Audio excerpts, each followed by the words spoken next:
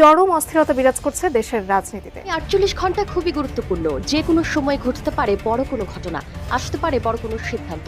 উপদেষ্টাদের নিয়ে ৪ ঘন্টা রুদ্ধতার বৈঠকের পর নিজের পদত্যাগের কথা জানান প্রধান উপদেষ্টা। অবিলম্বে পদত্যাগ করতে হবে। সরকারে আসিফ মাসিফ নজরুল মরজুল কাঙালি মাঙালি এবার হইয়া আমাদের দেশটারে শেষ করে দিতেছে।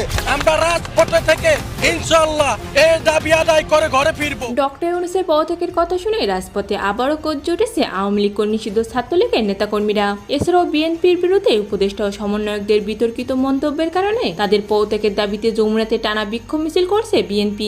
আপনারা দেখতে পাচ্ছেন ডক্টর ইউনূসের পদত্যাগের জন্য এখানে কিন্তু ঝাড়ু মিছিল হচ্ছে, জুতা মিছিল হচ্ছে এবং সরাসরি গণভবনের দিকে এগিয়ে যাচ্ছে এবং তাদের একটাই দাবি ডক্টর ইউনূস যাতে অতি দ্রুত পদত্যাগ করে। তবে এবার বিএনপির সাথে নতুন করে গোজ জুটেছে আওয়ামী লীগ। মানবিক করিডোরের নামে বিদেশিদের কাছে দেশ বিক্রি করেছে ডক্টর মোহাম্মদ ইউনূস, যা কখনোই মেনে নিবে না বাংলাদেশের জনগণ। অন্তর্বর্তীকালীন সরকার, আমি আগেও বলেছি, এটা কিন্তু বাংলাদেশের সরকার না, এটার নাম দিয়েছি আমি বিদেশি সরকার। ওনার সহযোগী 17 জন আছে বিদেশি নাগরিক।